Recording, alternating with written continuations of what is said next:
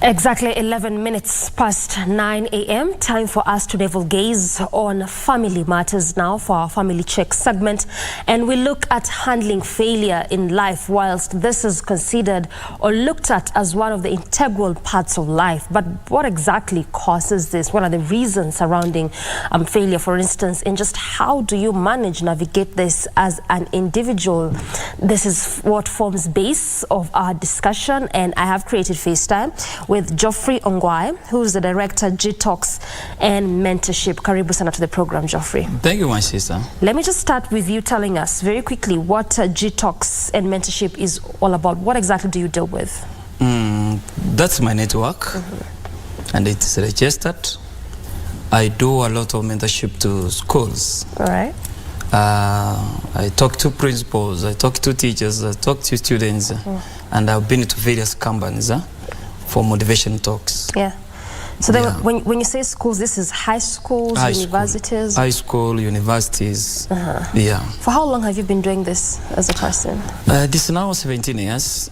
Wow, that's quite a long time. Yeah. I started when I was working in high school for 9 years as a chaplain. Then when the work was too much, I moved out. When the work was too much as a chaplain? No, invitations from failures. To talk to students? Yeah. All right. And I'm a writer. Okay. I've written 12 titles. 12 books? Yeah. We'll come to that in a short while. So then when you say when the work was too much, with regards to you being called to talk to high schoolers, you also do this for university students? Yes. All right, so then to university students as well. What exactly were these issues that most of these young people are facing that you were talking to them about? Mostly it's about failure. You know, young people, they don't know how to handle their failures in life, especially in high school, even in colleges. And as you know, failure is part of our lives. Yeah. Yes. So failure in relationship, failure in exams. Yeah.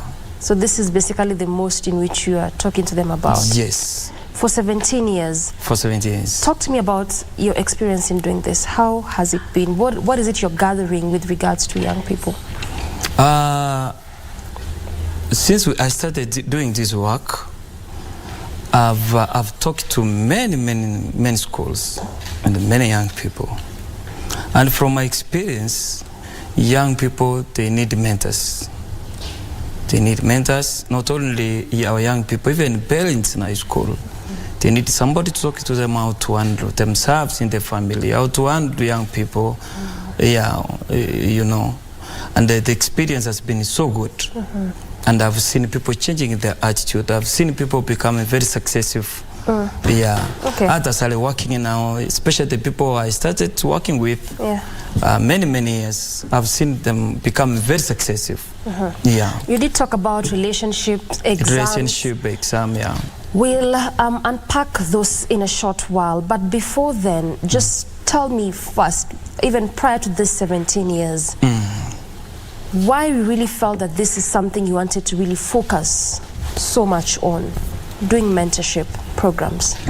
And also specifically for that age bracket, because you see mentorship cuts across. Yes. We have mentorship for youths, we have mentorship for ladies, young girls, women, for different categories, but you have a specific focus. So just talk to me about why this was one of the key areas you wanted to focus on as a person. In fact, I discovered while I was in high school, because I was handling many issues for young people and for parents, I discovered that many people have failed in life because they don't have mentors. Okay. Then that's why I decided now to do it as a career. I started to move out. And the good thing is it was accepted by several principals in this country and several CEO in various companies. Once I give a talk, we see a change. Yes. All right. Yeah. What would you say are the major reasons and causes of failure? Or does it depend? First, let me say this. Failure is part of our success. It is necessary. It's very necessary. Yeah? Very necessary. Now, many people don't want to fail. Many people want to succeed. Yeah. But I want the listeners to know that failure is part of our success. Because all the great people that we can talk, several, talk about the politician, talk about the academicians, talk about the scientists, all of them, they failed severally, but they were able to pick themselves and continue with their dream. That's why I've handled the issues of failure in several schools. Because all of us, we fail.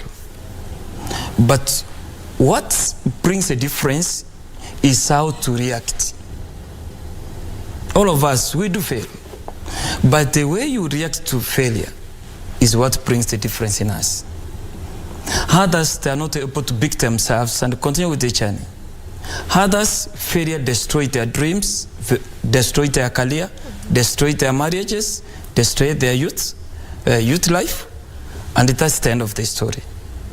That's why the topic that we are handling here today is very, very important for our listeners.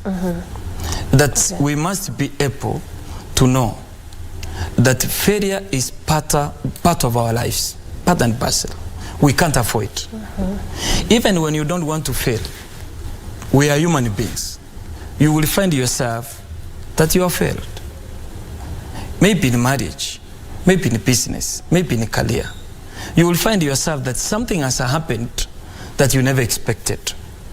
Now, the way you handle yourself, that's why I've said that people should look at the failure as something very important. Yeah. Do you see? Because failure gives us a new beginning. Imagine there's somebody who was sacked 2 years ago. But today, you will find that person is very successful. Because he failed. Because he failed. Do you see? There's somebody who failed maybe in marriage. But because she or he was able to call himself very successful today. That's why people should be taught on how to call themselves. After you have failed, how can you call yourself? How can you pick yourself? Do you see? That's why I've said that many people, once they have failed, the problem is they brand themselves. They label themselves by the mistakes that has happened. That's why I want to tell our listeners, you should be able to differentiate between failing as a person and failing as an event. What is the difference now that you said it? You know, like now, let me say, if you have failed in an exam, that's an event. If you have failed, your business has failed, that's an event, not you. So what is you failure? You will only become a failure when you accept it in your mindset. Okay. Do you see? Because if you have not accepted in your mind, do you think that's one thing that is always missing, that we do not differentiate, just the way you're saying, the difference between failure as an event and failing as an individual, so that when anything happens, we just ultimately think and we profess and say, I'm a failure in this area of life, that we do not know the difference between the two. Many people, they don't know the difference. That's why we want our listeners to know that failing as a person is a different thing, and failing as an event is a different thing. When something has happened outside your life, that's an event. You can be able to pick yourself and continue. If you have failed in business, you as a person, your value remains. You don't change. Your value remains. You don't change. You are the same person. Do you see? And what is happening inside you is more powerful than what is happening outside. How do you get to understand that? That's why we are talking now to people to understand, because some of the things people cannot able to understand that. How do you even just help us also understand this again from your experience, your practice, what you've seen in the past 17 years as you do this, especially when it comes to value? Yes. And perhaps you can even give this in terms of examples, because you realize that the life is changing, times are changing. What is considered even valuable now may not be what was considered then, but there's some things that will always remain constant. So that understanding who you are as a person and your value system, how important is this whilst someone is even growing and becoming who they are? Let me tell you, my sister, people who have succeeded in this life, there are those who value themselves, who say, no matter what is happening outside my life, it will never stop me from achieving my dream. Do you see? Something will happen. What is the measure of someone's value? Somebody's value. Yeah. The way you know yourself. So knowing yourself, knowing who you are. Discovering who you are. You know, some of them, we have two important days in this world. The day you were born, the day you discover why you were born, who you are. Do you see? Who are you? How do you know yourself? How do you think about yourself? How do you see about yourself? Like now, there are people today, yes, they are poor, yes, they are struggling, but inside them, they are seeing where they will be 10 years to come. No matter what is happening, they will continue to say, I know who I am. What is happening outside is an event.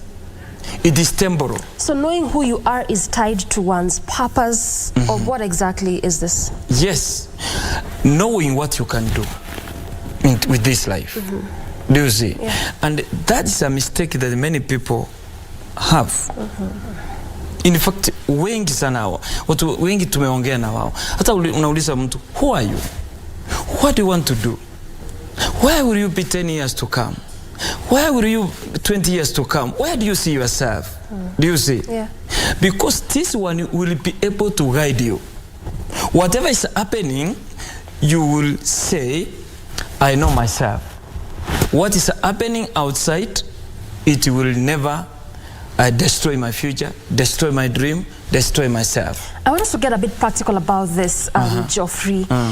Do we have like steps to enable someone know who they really are? Why I ask this is because often than not, you would even ask someone, what is your purpose? And they will tell you what they are doing. Like someone would ask, you know, me, what is your purpose? And I would say, I'm a journalist. That's not my purpose. That's what I'm doing. And sometimes we do not know the difference between your job and your work, who you are and what you do. Those are two distinct things. So then, what is the proper mechanism and ways for people to understand this? Because you realize even as adults, people don't really know who they are. So that even when something happens within their workspace, it would really depress them so much so, because their life revolved around what they do, not necessarily who they really are. Do you have steps? You know, in life, we have stages. Stage number one is stage of innocence. Stage when you don't know you about yourself. Like in our kids of grade maybe 2, 3, 4, 5. That's the stage of innocence. They don't know themselves. Stage number 2 is stage of searching. Yeah. Stage of searching is from 10, you know, up to around 20 years. You are searching, who am I? Who am I? Do you see? Yeah. What is my value? What is my potential? Yeah. Sorry. What is my potential? What can I do? Do you see? What do I carry in me? Do you see? Now, this is the stage where now you search yourself. Stage number 3 is the stage of discovery. When now you discover yourself, I have potential. Yeah. I I can become somebody. All this you're doing by yourself? Yes. Your innocent stage, your searching stage, your discovery stage, you are doing this as an individual. There's no outside forces that is helping you understand all these things. That's why we need mentorship. All right. That's why we need people to talk to us. In fact, I can tell you for 17 years I've done this work. I've seen positive response. Maybe from teachers I've talked in high school, from people and various companies that I've attended. They say, hey, you gave us a talk and I was able to discover myself, who I am. Do you see? Like now I can tell, I'm not saying, if you get sacked today and you know who you are, that one will not stress you. Because you know, I'm a woman of value. I have potential. Still, I can continue on with life. Do you see? So that is knowing your purpose. A job is what you are doing. Somebody can deny you a job, but once you know yourself, still you will progress. Still will become successful. Okay. That's why I'm saying the stage of discovery. Many people make mistakes. That's the last stage? No. That's not the last stage. Right. That's the third stage. That's where people make mistakes. Like now, young people, they want to discover themselves. They try this, they fail. They try this, they fail. They try this, and they fail. Do you see? Yeah. A stage of discovery. And in this stage, you should be able to learn from the mistakes that you've made, or that those around you have made. Yes. And anybody who is able to learn from the mistakes between the age of 20 and 30, that's where people are able to predict their future. They are able to see now their future. If you can learn from the mistakes that you have done while you are in high school, in college, in others are in marriage, do you see? You are able to learn the few mistakes and you build yourself and you rectify yourself. You are able now to move forward. I hear you. Because the stage where you move to is a stage of focus. Okay. That's the focus is the fourth stage. Now, we want to take a very quick breather, Geoffrey. We come back and we look at those other stages that you're talking about, focus, for instance. Yes. And we also go back to a bit of discovery and see how well to navigate that. Because then you're saying this is one of the stages that most, especially young people, lose themselves. Because it's either they're not learning from their mistakes, whether we are repeating it so much so often, or we're not learning from the mistakes of those around us. Yes. And even as you look at that, I'd also want you to help us understand what role can parents play when it comes to helping children discover themselves. Good. As well as now looking at the solutions and how to handle this, because as you're saying, it's integral. Yeah. Whether you like it or not, at some point in life, in whatever capacity, you experience failure. But how to pick yourself, how to manage it when it's happening, and how to pick yourself from that. We come back and look at that. Yes. And so much more. Clearly from what you've had, there's also plenty more to continue discussing and conversing around this issue. So stick around with us. We circle back with plenty of that and so much more.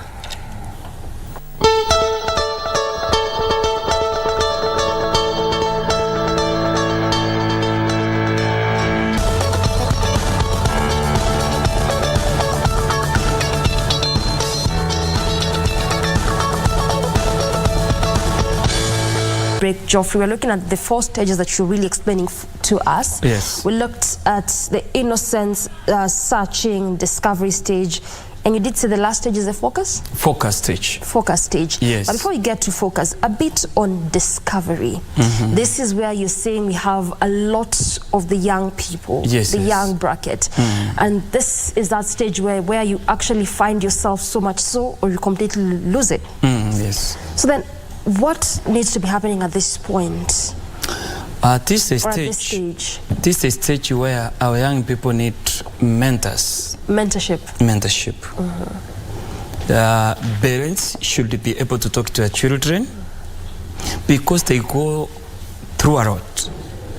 Others are the adolescent stage, others have failed, wengine wamekuwa na boyfriend, wamekuwa dumped, wengine wamekuwa na watoto. Do you see? So there's a lot going on during that stage.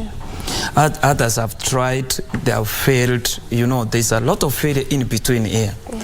And as you know, once somebody has failed, if he cannot be able to pick himself well, he can remain stuck the whole of his life. But if he's able to pick himself well, he can continue. And that one can happen when our teachers and maybe even the CEO of the company, where maybe these young people are working, they can be able to give mentorship to our young people. A few days ago, I was in Equity Bank, and the manager was complaining, telling me, this young person, oh, nikamwambia, this is a young person, please give him a chance. Because failing once, it does not brand you a failure. Once you pick yourself and you get somebody who can talk to you, you can be a better person. Yeah. You know. And one thing we talk about that is our young people should be able to learn from the mistakes that they have made. Because failure is a learning experience. Once you have failed, even in marriage, even in business, even in your career, is a learning experience. You must ask yourself, why have I failed? And be very sincere to yourself. I failed because I joined a bad group. I failed because I was not able to control my emotions. I failed because I was less. I failed because I did not have a dream. Do you see? So at least at this age, at this stage, you be able to learn very fast. That's why we are helping our young people, even other people, to understand that once you have failed, that's not the end of life. You did say that, and you gave the example of Equity Bank, and so then that orients me to perhaps ask, do you think that even in workstations we need to be having counselors or counseling sessions? Yes, very true. In fact, in every company, they should invite maybe a speaker who knows maybe how to mentor these young people. Because because of the stage, youth stage, they are not able to control themselves. They mess up with their work. Do you see? Others they drink, others relationship, you know. But once they are guided well, let me tell you, they become very powerful. That's why they say anybody who is powerful today, powerful leaders, you know, the CEOs, there was a day he was mentored. Yeah, I hear you. That also poses as a challenge, especially when you look at young generation of now. We feel we know a lot. And when you look at this generation right now, it's the generation I should say that most young people are really gone to school compared to perhaps previous generations. Sometimes that idea of someone feeling like they are learned, they're educated. So some would say, what are you really telling me? What new thing are you telling me? In that regard, because it's so much to say that there's lack of mentorship, but do they even really want to be mentored? From what you're gathering, do young people want to be mentored? Because when you look at the example I'm giving you, is that most would say, I know it all. In fact, we even say that this is a generation of know it all. And the more it continues, they even know it all. Let me tell you, nobody is a monopoly of knowledge. True, very true. Are you getting? Yeah. We learn. Sometimes we learn from other people. In fact, the best thing you can do, learn from the mistakes of other people so that you can avoid yours. And learning, you must be humble, able to listen. Because we have a great future. There is no way we can talk about our great future, great success, without listening to others. Sometimes, not even wale wakubwa wetu, even there are people who are younger than us. But they can speak sense. They can speak sense to you. Are you getting? So that's why we want to advise our young people who are listening to us. Be humble. Be able to be mentored. Allow people to correct you. We make mistakes. And I want to tell you, anybody who does not allow people to correct you, that means you don't want to be successful. You are a candidate for failure. You are a candidate to be failure.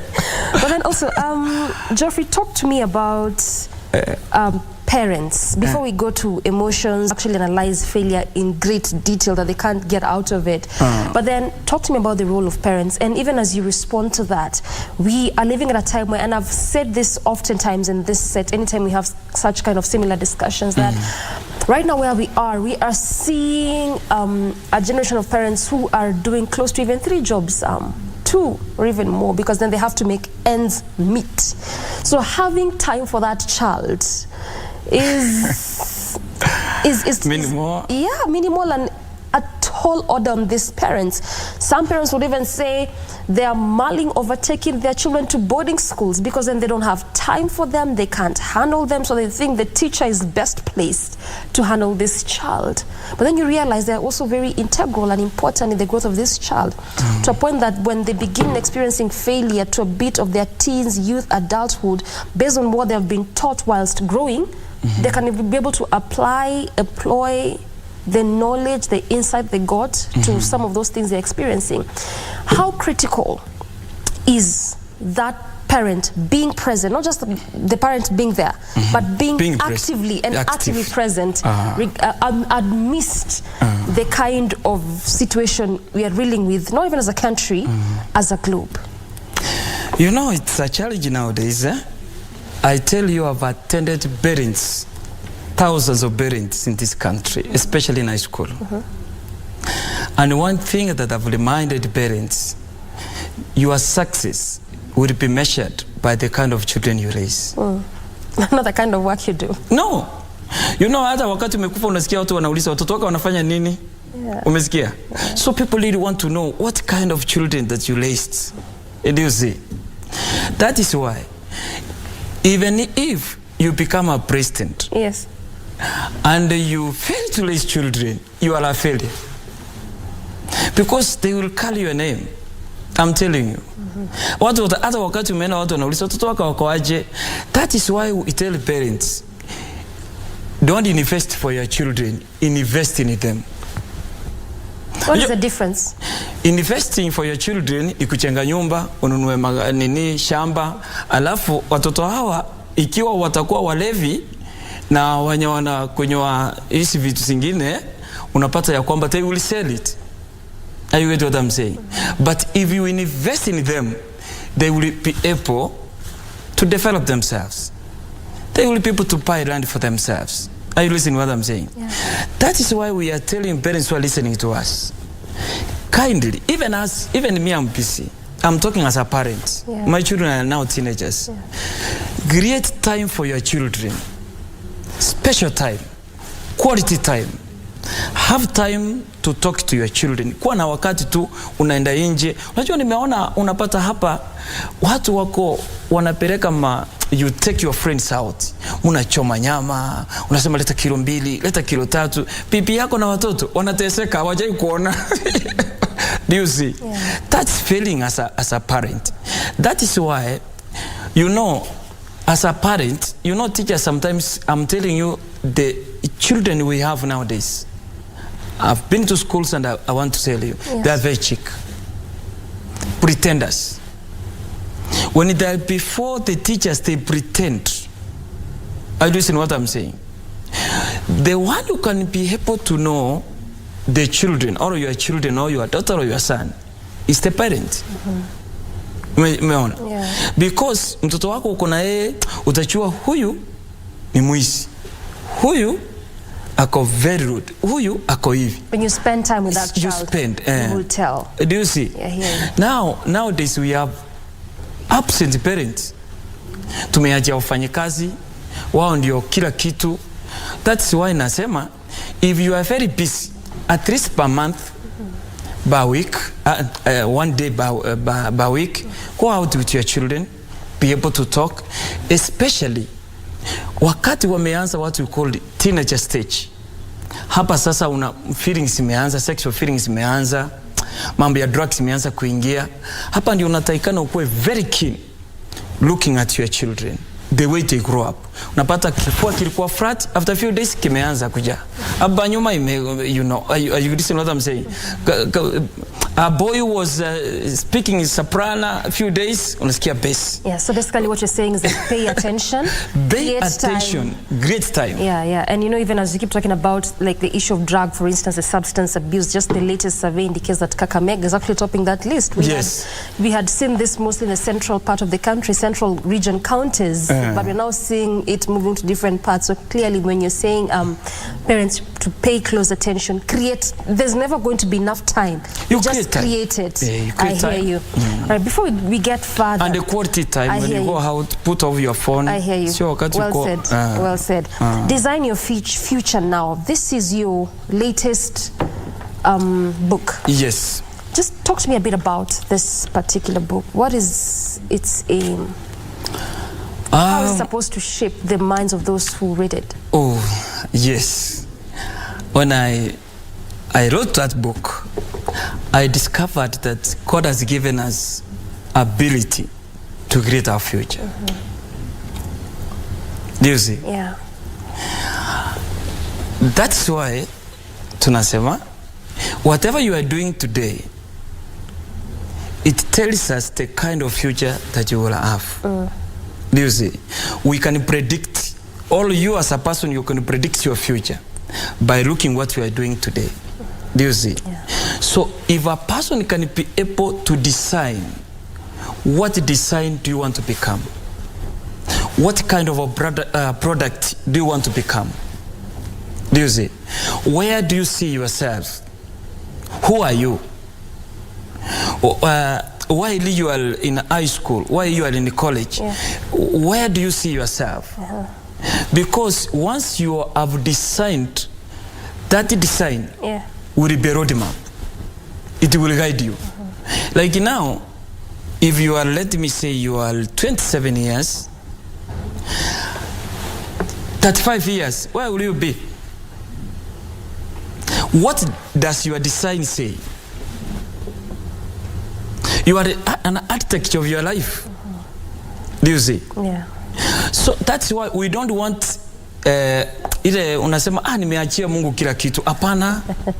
You need to make a plan for your future. Unasema 30 years from now I will get married. 40 years from now I will be a doctor. 50 years from now I will be stable. So basically design your future. You design your future. And that is determined by what you're doing now. Yes. It shows in great lengths and heights the kind of person you're going to become in the next number of years. Yes. That's what you're saying. Also, another thing I'd want us to really talk about is emotions. Showing of emotions whilst handling failure. We are living in a time, and this specifically for males, and going by the background and history of our African culture, where men are taught and told not to cry. Don't be strong. Be strong. And much as this might sound as a cliche, it's actually the reality. Truth be told, even in this 21st century, they don't cry.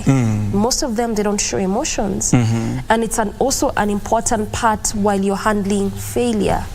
That's why I want to tell you, when you are handling failure, you must be very careful. You know, failure is discouraging.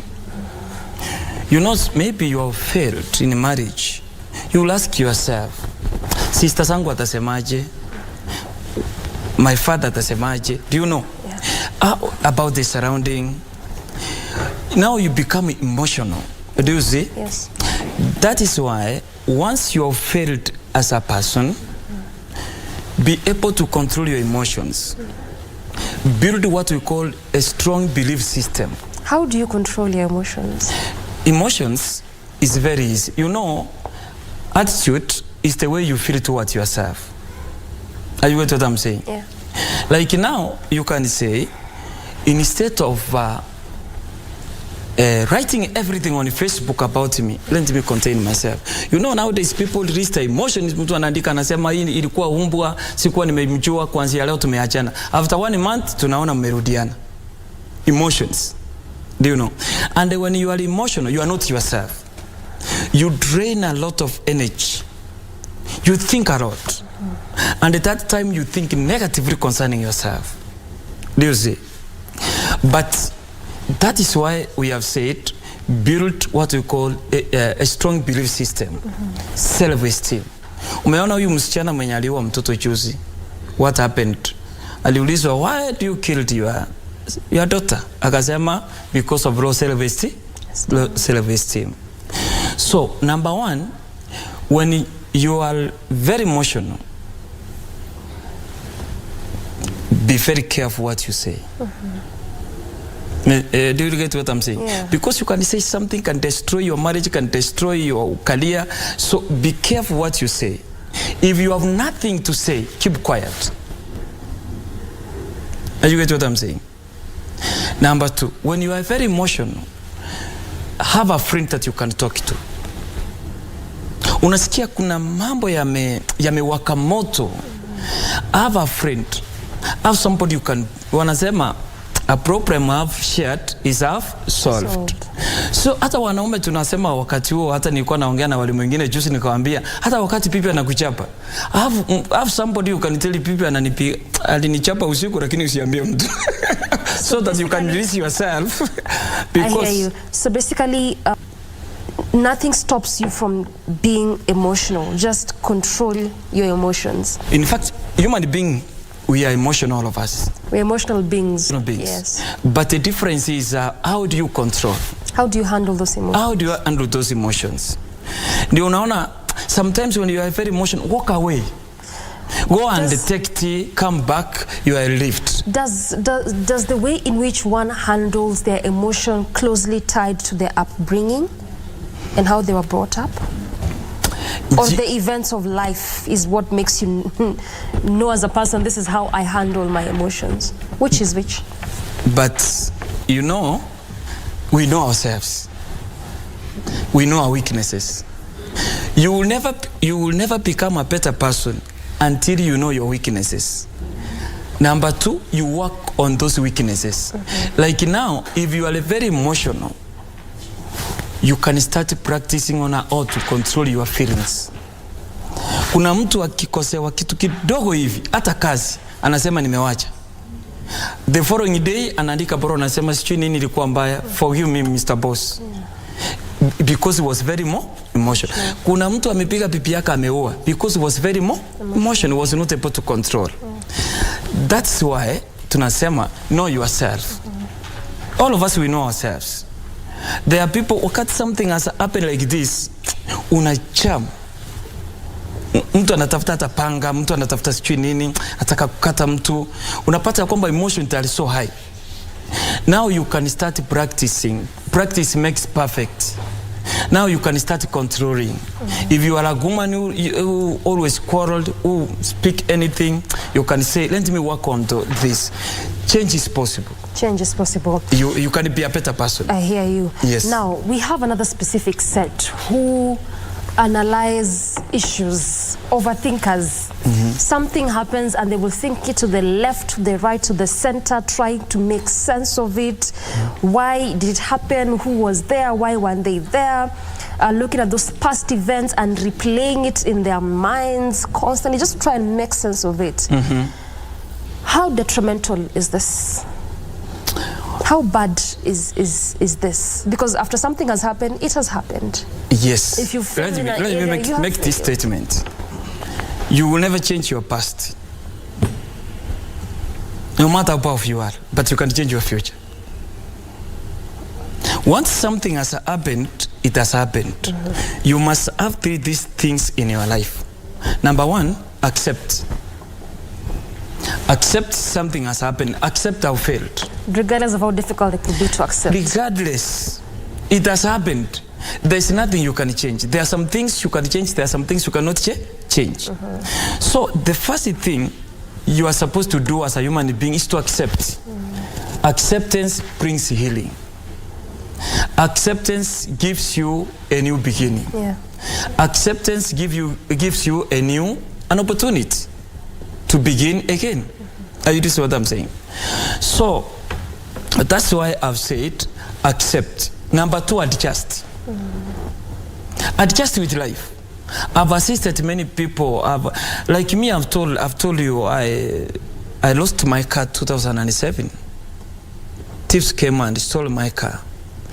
a new car. The same happened in 2017. After 10 years. That's almost 2 million plus. So, as a human being, I was discouraged. But I reached a stage where I said, let me accept.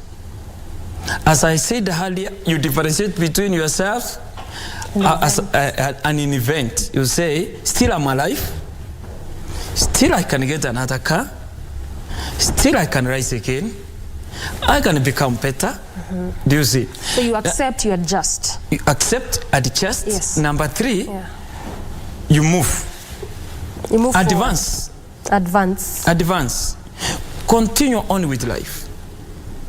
That's why we say no matter what happens, tell yourself, I will continue on with life. You have failed, it's okay. Okay. But it's not the end. It's not the end. So you accept, you adjust, you advance. Yes. It has happened, there's really nothing much you can do about it. Yes. Don't relive the moment and trying to think of what you would have done better. Much as that's what we do, but in fact, those people become emotional and are able to control it. They continue to remember the past.